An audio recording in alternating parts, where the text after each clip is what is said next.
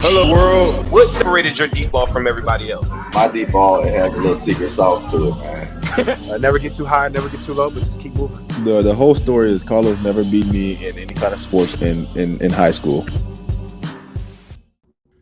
Welcome to the Orange is the New Black podcast. I'm your host, Ace Boogie, joined by my co-host, Zim. Zim, say what's up. Hello world, we got a special one for you today. I hate when I say sometimes I'll say, man, we got a special show for you, and maybe it's not as crazy as I think it's going to be or whatever. This is super special. We have none other than the Coach Jimmy Burrow, here with us this afternoon for a lunchtime special. Coach Burrow, how you doing this evening? Talk to the people. I'm good. Thanks for having me on. We had fun the other night in the stands, didn't we? Yes, sir. I told somebody after the game, I said, man, what are the chances that I'm sitting 2 rows behind Coach Burrow? That was fun to meet you and to hang out. We were all super excited, and what a day that was. Man, what a day. What a day. I think 10 days from now, we're going to be talking about a different what a day. How do you We're feel? excited and can't wait to get there. You know, a lot of hard work, I'm sure, for the Bengals, but I think they started back today doing some things, and they'll be ready. Zach will have them ready. Definitely. Just kicking things off, Mr. Burrow. When did you know that your son Joe was just going to be special? Well, that's a tough one. I mean, they were doing shotgun things in like 3rd and 4th grade, so I'm going, this is pretty cool that, you know, normally at that age you're getting in a under center and you hand it off, but they were putting him in shotgun. So I'm thinking, yeah, you know, he might be a pretty good quarterback, but we thought he was going to be a basketball player initially because of his body build, and he was a heck of a basketball player. He played on a travel team eventually out of Chillicothe, and but the 10th grade when he became the Athens High quarterback, and they put in the spread, the no huddle, and he's able to run up and down the field basically the next 3 years with a whole group of really good athletes. It was kind of the perfect storm, similar to LSU, and that class had all kind of guys. About 4 or so played Division I football at we're a smaller class. So, but that year, sophomore, we won a playoff game for, I think, Athens' first time, and he threw for a ton of yards, and it just seemed like he had a great feel for the spread. And you know, you're watching college football, and I was a part of it. I know how hard it is to find a quarterback that can do that sort of thing. And so I thought maybe he had a chance at least to play Division I football at that time. Never, you know, did I say, hey, I know this guy is going to be in the NFL, maybe until LSU, I guess. I think just to kind of piggyback off of what Ace was saying too, let me ask you another question. Sometimes we get a bit of what I call like rage, where something really, you know, incredible happened, and then we finally get to see the fire from Joe. Like, and you know, like I remember like that 49ers game. Like that's one of my favorite Joe Burrow games, right? Early on, did you have some moments where you might have had to talk to him and just say, hey, look, you got to kind of calm it down? Or was he always like somebody that had just this contained fireball and just know when to kick it in? Yeah, he was just always under control. I mean, he was cool and confident. I mean, he won some games with free throws at the end of the game, and in basketball, that was very young. He had the composure to step up to the line and take care of that. He hit home runs in Little League baseball and travel baseball at really the most opportune times late in the game, and we needed a couple of runs, and never too high, never too low. Had a lot of fun with his teammates. That's kind of been his thing. That's why he played multiple sports. But his calmness and composure has really been like that for the most part. Maybe at Ohio State in a few scrimmages that got so competitive that you might have seen him, jawing with some of those defensive guys over there at Ohio State. But for the most part, straight arrow, not too high, not too low. Definitely. So one game that I want to talk about in specific is the 525 game What were just your thoughts on that game? Because we kind of heard some chirping from the defensive coordinator before the game, and it kind of seemed like Joe just kind of made it a point with his play on the field that day. That was a historic day for Joe. Yeah, he seems to, he doesn't get on social media, but he hears things and he knows what's said. I'm sure that was brought up. He doesn't really go in the game bragging that he's going to do something, but there's a lot of things over the years that gives him fuel for the fire, and he plays with a chip on his shoulder, and that goes all the way back to our playoff run in high school, small school. People said we couldn't get to the championship, and we were playing St. Vincent, St. Mary, and people like that. We got through it. The Ohio State that he had to eventually leave, he used that as a chip on his shoulder. Going to LSU, and everybody said, well, they can't do it. They've never had a quarterback. So all those things. Even you go back to the Elite 11 in Columbus, I can promise you he knows exactly who the people were that didn't get him to the second round. He didn't even make it to the second round in the Elite 11 in Columbus. So that all adds up to, in Joe's mind, to put a chip on his shoulder, and he wants to prove everybody wrong. So I think he had a little smile on his face after that big game against Baltimore. But he also knows we have to play those guys 2 times every year, right? For sure. On that game, one thing I think idiots like me on the internet, like, we get caught up in the stuff that Joe doesn't. And, I don't know if you saw this one that I really, really took kind of personal. I think it's like guys like Bart Scott that spoke out after that and just like, yeah, he doesn't understand. Like, we got a bounty on this guy, like, like every single year or whatever like that. Does Joe see stupid stuff like that too? Or is that like even a part of his thought process? No, he doesn't see that, but I did. And I saved it. So, right. I thought that was a little over the top. Me too. I don't know the guy, but you're free to speak as you think, I guess, and as you want to. But I don't think Joe pays attention to that. But you surely do. I heard it, and I thought that was a little too much. But it is what it is. When he not professional. When he said that, I thought about immediately like this is football, and like families and all these different things are like kind of intertwined with this, and that was one I didn't really appreciate at all myself. So I just always think about like what's going around and what will prompt somebody, and I think it's just fueled by fear or something like that of your son being really, really good. So I don't know. There's for the most part, the media has always been really good to Joe, to our family. There's been criticism over the years, but that's okay. And as long as it doesn't get personal, then we're good with just about anything. And I hear more of it than Joe. I occasionally I'll text him something, but he never responds. So I know he doesn't respond, but that's not that unusual during the course of the game week. We don't have a lot of communication. For sure. So for me, I feel like one of Joe's elite abilities is to be able to go down and break down film and sit with Chase and do things like that. Obviously, I feel like he had to kind of learn that from you. Like, as a coach, what has Joe learned from you to take his IQ just to a whole other level? Well, I never wanted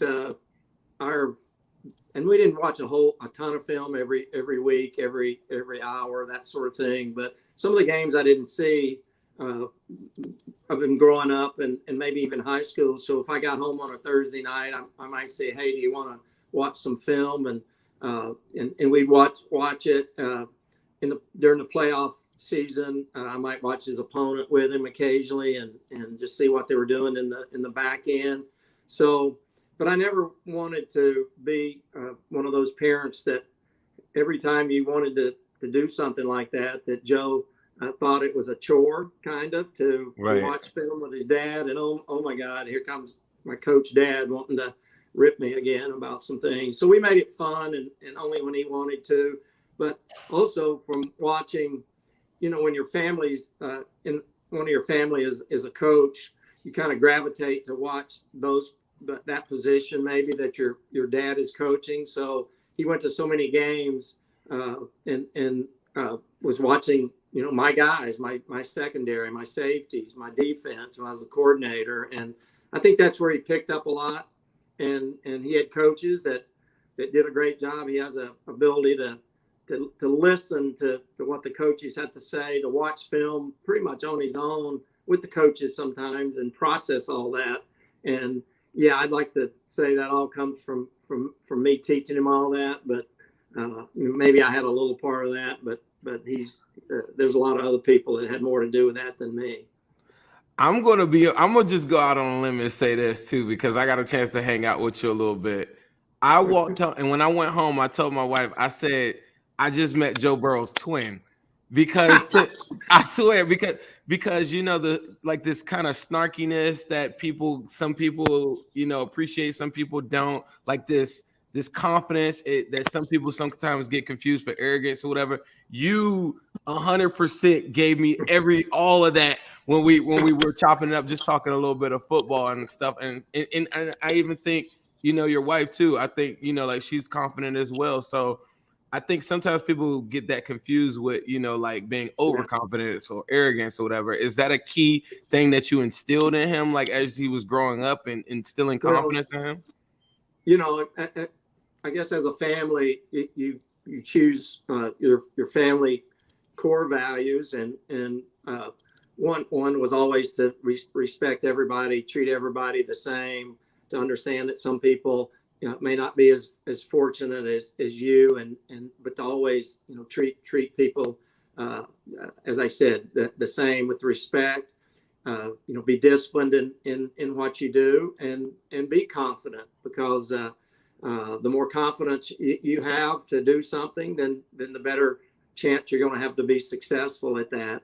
And so those are just small things. And he was always a good athlete, so some of that just comes naturally from being one of the better guys on your team. But I don't think we ever wanted him to be arrogant, and we probably did mention that sometimes, is that hey, you got to be confident and show respect, but you can't be out there talking smack and being disrespectful to other teams and other players and other coaches. So there was some of that we talked about, and for the most part over the years, he's been that way. So very little times have I said, oh man, he doesn't have confidence. I guess the first time he ever went on a soccer field, that was his first competitive sport. He stayed there with his hands in his pocket for about one whole practice, and I'm going, my goodness, this guy might not be an athlete, he might not even like sports. And then by the second day, he's confident, running up and down the field, elbowing people, and being physical and scoring goals. So but really he's always shown a lot of confidence on and off the field, and I think that's important. Yeah, I think the mistake about your son is just, how confident he is, and the mental fortitude that he has. And that's why I felt like, because I also do a show with people around the AFC North, and they were talking about with Joe's return, he's going to have to mentally be ready. And I was like, well, if that's what the hurdle is, I'm sure that he can overcome that with no problem. Can you just talk about like Joe's comeback and what his mindset was? Because I feel like he really rose the mindset of the team, just showing up to OTAs ahead of schedule, fully suited, ready to go. Can you just talk about his mindset and in the return? Well, I think again, chip on his shoulder, because right away he kept hearing he might not be ready even for the season. He might not be ready till the middle of the season. He might not be ready at the start of the season. That possibly that he wouldn't be playing at a higher level, maybe to the second year. And he does hear things like that. So right away, he just, from very early, day 2, 3, or 4, he just says, I'm gonna be ready for that first game. And so there's the confidence coming out again. But we went to California and had his surgery. A physical therapist out there just did a great job. And then when we got back to Cincinnati, Nick Cosgrave took over the physical therapy for the Bengals, and along with their staff, and just did an unbelievable job. Joe's personal strength coach, Dak Notenstein, jumped in there with the weightlifting part of that. And Joe has to be willing to put the work in for that to happen. So never missed a day, never wanted a day off. I'm sure there were days he wished that he didn't have to do it, and it was painful, but he put forth the effort and had the willpower to do it. And some people, I'd say maybe talking about his demeanor and his even keel and all that. I don't think anybody should ever take that as a sign of weakness or lack of intensity, because he wants to succeed and he wants to win, and as bad or as anybody I've ever seen. And I've been a coach for a long time, and he's always just been very competitive in everything he does. There's legendary in LSU about some of his ping pong battles, and I hear about him playing chess over at the stadium facility, and he still plays video games with his old high school friends and online. So he's always looking in his mind. He wants to compete, and it's something he does in a lot of different ways. I want to take it back to the rehab process and stuff. So it's kind of like a 2-part question or whatever. Initially, I think because of maybe a little bit of the misfortunes of Cincinnati Bengals fans or what have you, there was a lot of discussion about him sitting for the whole entire year. I know that the injury probably initially as his father probably hit pretty hard. Was that a thought that you entertained, or something that you thought that maybe, hey, like, Joe, this is the NFL, like maybe you need to like slow it down. You got a long career ahead of you. Yeah, I think that's as a dad, part of that. You just didn't want him to go back out there when he wasn't ready. And so, we had discussions about that, but we trusted the guys with the Bengals to make that decision, and along with Joe and along with his support staff over there. And you pretty much put that in their hands, and nobody ever came to me and said, well, you think he should sit, or you think he's ready, or anything like that. I mean, I just wanted to in their minds over there to think he was ready to do it, and they did a good job with that. And they didn't put him out there before he was ready. Right. I'd say probably in that early part of the season, he still maybe wasn't 100%. I think I've seen him say that, but he was never out there when he shouldn't be, and he never put himself in a danger of, hey, I'm not ready healthy enough to play, and got better really every week as far as the strength of his knee. He had a press conference. I'll never forget it. I saved it like in this folder or whatever. It's the one time I think I've ever seen him probably have doubt. He came to the press conference and said, like, I'm not really looking good, not feeling good. He was talking about how we should be, maybe we'd be worried if I continue this path like that. The second part of my question was going to be, with that being said, when we were approaching the NFL draft in April, me and Ace had a thing on here. It was called Civil War, where we were talking about drafting an offensive lineman first round versus Jamar Chase. Was it something that you just were feeling like, okay, even if Joe is ready to play, I need to get my son the best protection of all time? I know that you're gonna be like, well, it's not, like it's the Bengals' decision. But tell me what you really truly felt. Were you thinking like, hey, I need to protect my son, or I need to get him some more weapons so he can be successful?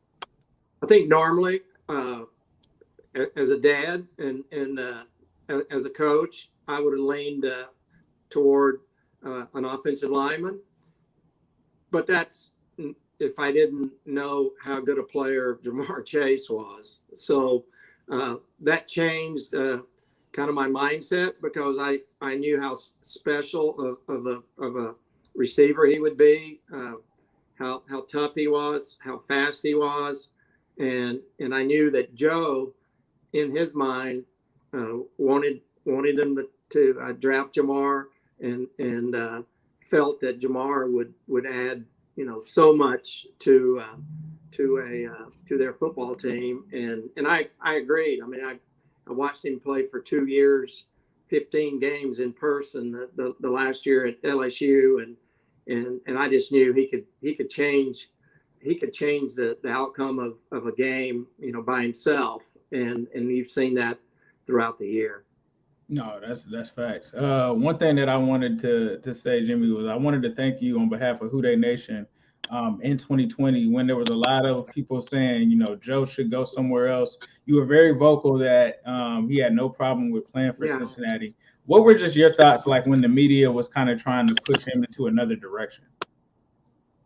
Well, there was never any facts out there that, hey, Joe's mom or dad said this, or Joe said this, or his agent said this. So when it was out there, there was fake news, so to speak, at times. And anytime people would ask us, we would just say, there's no truth to that. I mean, we're fine with him playing with the Cincinnati Bengals. And for us as parents, it's 2.5 hours away. And we went to the Super Bowl, be our 21st game to go to this year, which might not have even been possible if he'd have been drafted anywhere else. So for us, it was a perfect scenario. Joe, again, looked at it as a challenge. Hey, I can go to my home state, not very far from basically where I grew up, and have a chance to make history. And it's happened maybe faster than most people felt it would. But Joe's the least surprised of anybody, because he expected. But the Bengals are where we wanted him to be, and we were very comfortable with him being drafted by those guys. Just to take it to a lighter note a little bit, let me ask you this: have you seen all of these nicknames that they've given your son, like Joe Burrow or Joe Shiesty? I like seeing that stuff. It's cool. If I said that to Joe, he'd just kind of give me the Joe look, like, why do you look at all that stuff? They're going to name it. They're going to put a burrito here in town, burrito, I think. And I like that. You see all that out there, but we're his mom and I, Robin. We like people having fun with it, and putting Joe out there, and they understand that's what a lot of people want to see. And some of that, like this burrito that's going into a place or two here in town, I think you're going to give like 20% to the food pantry. And oh, nice, right? So just about anytime anybody asks us for permission to do something, we kind of tie in that. And in the Athens Food Pantry, the Joe Burrow Hunger Relief Fund, in the last 2 weeks, they've added $55,000 to that the food insecurity here in the area. So things like that are great, and the more publicity I think that Joe gets, the more that he can help out on things like that, and we can help out. Well, let me ask you, while you were speaking on that just now, is there a site that people can go to right now where they could donate if they wanted to for the Athens? If you just Google Joe Burrow Hunger Relief Fund, I think there's a link there. I'm not sure exactly what it is. Yeah, I've seen it. I didn't know if there was like a faster way. Yeah, you can get on that and do it, and then so that's a fun thing, and eventually. Joe spent so much time this last off season rehabilitating, but there'll be more things, here in the next few years that Joe will get involved with for the city and the state and the community over here in Southeast Ohio. So, we're looking forward to that. But right now, this is a big thing here in Southeast Ohio. I was gonna say, with the nickname part though, just to take it back one second. Out of all the nicknames, what's your favorite one? Well, that's I don't know. I kind of like Jackpot Joey. Jackpot Joey. I don't know if that's somebody. I wore a Jackpot Joey shirt yesterday. I don't know who came up with Strawberry Ice. Yeah. I don't know where it came from. We got a couple of hats somebody sent us. Okay. And, somebody said it might be a bar or a beer or something somewhere. So I don't know, but that's kind of a cool one. Joe Montana. So, somebody said Joe Cool. So when they said, yeah, there's another Joe Cool. Well, until you win Super Bowls, there's really only one. That's Joe Montana, but Right. that's a pretty cool nickname too. No, facts. So shifting gears to the Super Bowl, what are you excited to see with this upcoming matchup?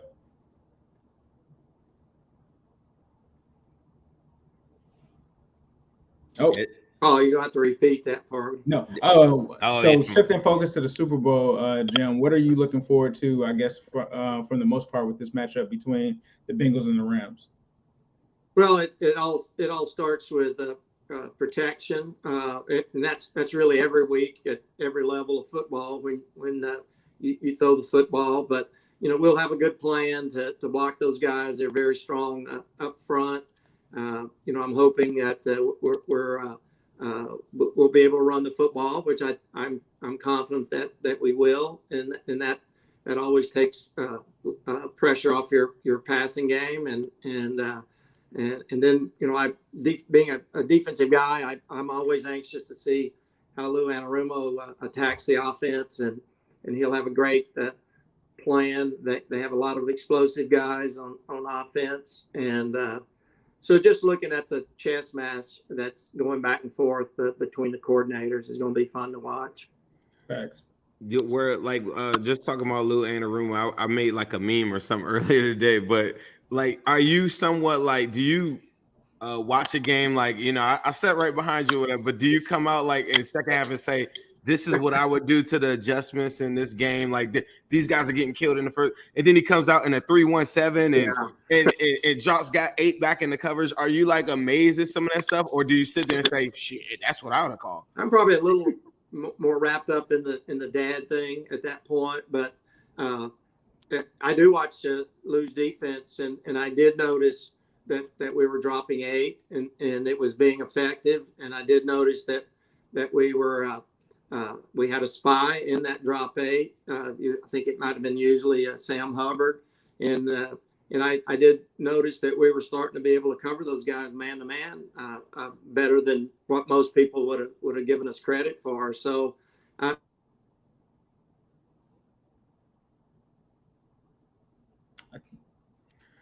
I think his audio cut out. I think it oh, made. sorry. Okay, there you go. I got to know. Can you hear me? Yeah, I can. Yeah, we can hear you. Sometimes I think what happens is if somebody tries to call you, or I know I don't know how to keep that from that, but only thing I do is like do not disturb or something like that. That's the only thing I know how to do. I don't know. So I got to know Lou when he was at Purdue through a former teammate of mine at Nebraska, and they hooked us up on the phone. They thought we had similar philosophies, and thought we'd get a lot out of talking to each other. So we communicated for a bunch of years when he was in college, and lost a little contact when he went to NFL, but occasionally we would text, and then so happy that he was there when Joe got drafted, and to me he should be up there for defensive coordinator of the year. I mean, we've improved so much this past game. I mean, I've seen Joe in an interview. He said, the defense won that game for us, and there's been several of those, and Joe, Lou does a great job, and they play really, really hard. I mean, right. Those guys the other day, I'm surprised they were able to go get on the plane, because they left it on the field, and that's a credit to Lou and his defensive staff. Yeah, right. I think like even you were talking about Joe, like that was probably the most like Joe after the Titans game, because that was the only game I don't think I've been at in a while, and I watched it at home. I've never seen him look so relieved that we won a game, or like I think that's when he kissed Evan McPherson like on his cheek and everything like that. Yeah. That was like he was very. That was the first time I think he said I could see. He probably said, I didn't play my best ball, and I'm so glad that we got the heck up out of there. Yeah. Like, do you feel like he left some meat on the bone? He threw for 350 in that game, and people thought that's right. I mean, it's just a crazy game, though. He's hard on himself, but he's honest, and he gives credit where credit's due. I mean, he said he told me that Tennessee defense was really, really hard during the course of that game to really figure them out, to get anything going. So he knows football well enough to know that if you got a kicker and you got a defense and your offense may be struggling, you still got a great opportunity to win the game. You just can't turn the ball over, and you got to take what they're going to give you. And I think Joe's normally pretty good at that. Facts. Well, Jimmy, we appreciate you for coming through. We want to be respectful of your time. We know you got a busy schedule. Is there anything that you wanted to say to the fans before we wrap up? Yeah, I mean, we just are so happy of that the Bengals.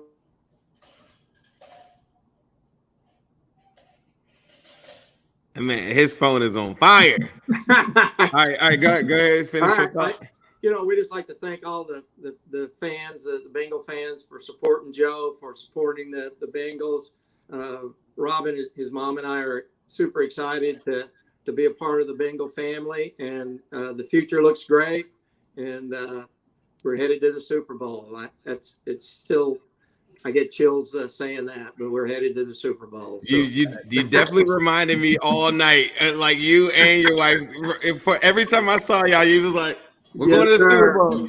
We're 10 days away from one of the greatest moments of your life, and I really truly believe that. You talked about supporting and stuff. I want to let you know about some good food in our area. I mean, in the area that's right. There's a place called Midwest Best Barbecue, who actually sponsor our show. Right. It's in Loveland. If you ever get a chance, it's about 15 minutes from the stadium. Okay. I promise you to roll out the red carpet for you. Great barbecue, great food. I'm gonna let them know that, hey, Jimmy Burrow's coming to town. Text me that name and the address, and we'll stop by there when we can, and maybe this spring when we're back over there. So 100%. I'll get that done. 100%. I got you. I'm gonna send it to you. You're gonna love it. I'm from Mississippi. I like barbecue now. So. Yeah, I know you do. I know you like some good food and some barbecue. This place has the best wings and best barbecue, I think, in town. So I'm gonna text you that info and make sure they take good care of you. Yeah. Right, thanks for having me on. I really appreciate you. You got some big shows. What shows are you on this week? Who are you?